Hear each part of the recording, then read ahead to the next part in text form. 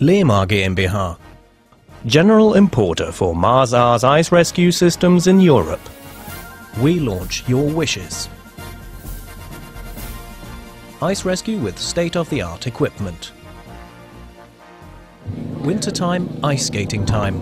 Every year during the wintertime, many people are magically drawn onto the glittery surfaces of frozen lakes. But children, and also grown-ups, overestimate the bearing capacity of the ice layer and break through the surface.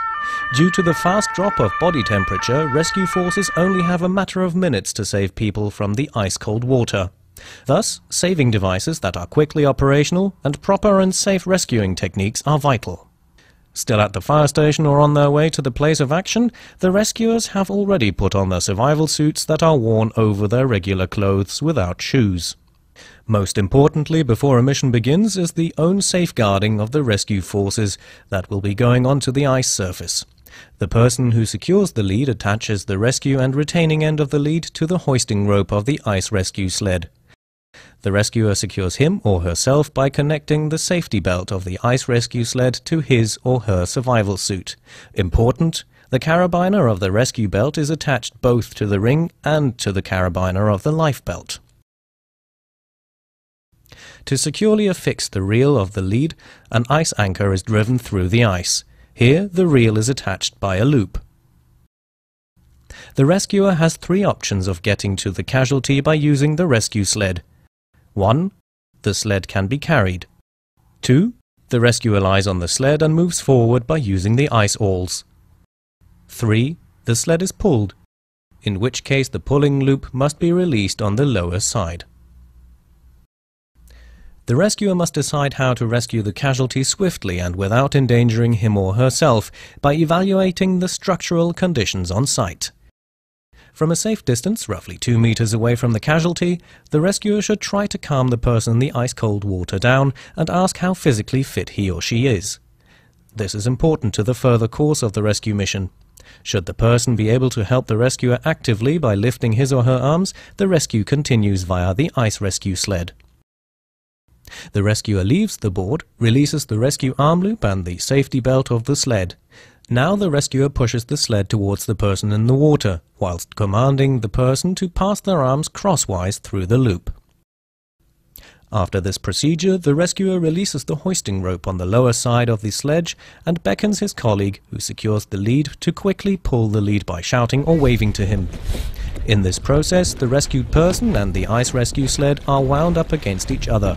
In the case of a stable edge, the rescuer can lift the front of the sledge to support it. If the ice is unstable, the sled will prop itself up due to the weight pressure of one person, and on secure ice it will lie on the surface. The rescuer lets the sled with the rescued person pass by and holds on to the rear handles. Should the rescuer notice that the casualty is unable to lift his or her arms due to hypothermia, the rescue happens by means of the rescue sling. The rescuer then crawls with the ice rescue sling to the casualty, lifts his or her right arm and leads it and his or her head through the sling.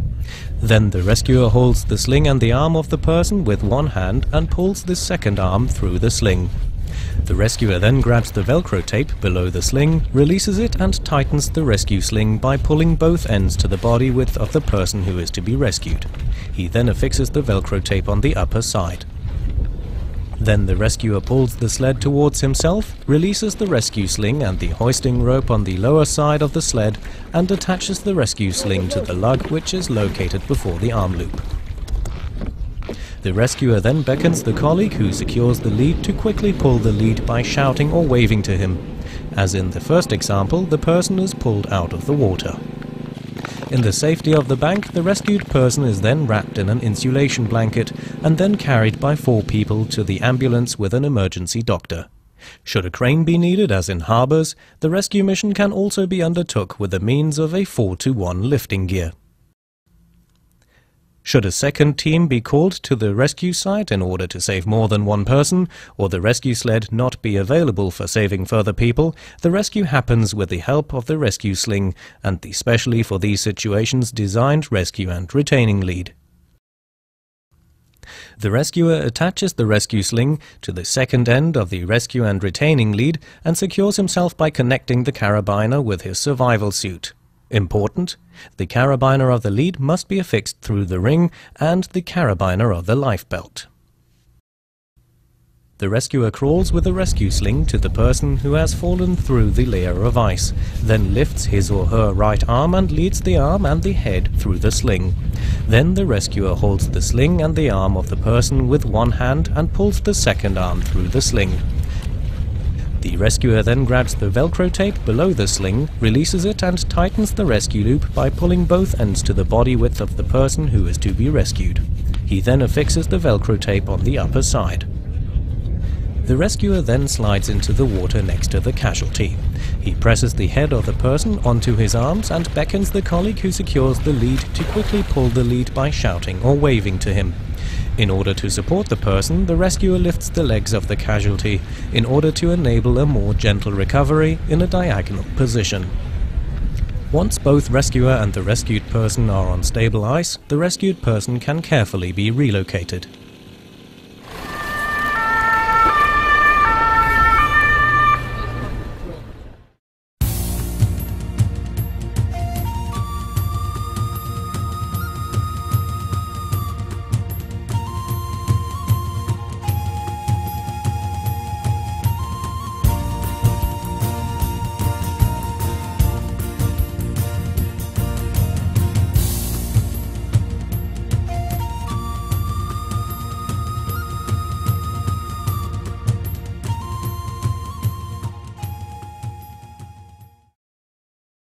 In this video, we demonstrated the handling of ice rescue systems with its main components: the ice rescue safety sled, the rescue sling, and the rescue and retaining lead on reel.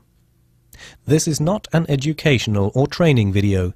This video may be used to support educational or training purposes by qualified personnel. Let us instruct you and your personnel for secure and efficient handling of the ice rescue system. Send your inquiries to Lehmar GmbH, am Mirova Kanal 9, 17248 Rechlin.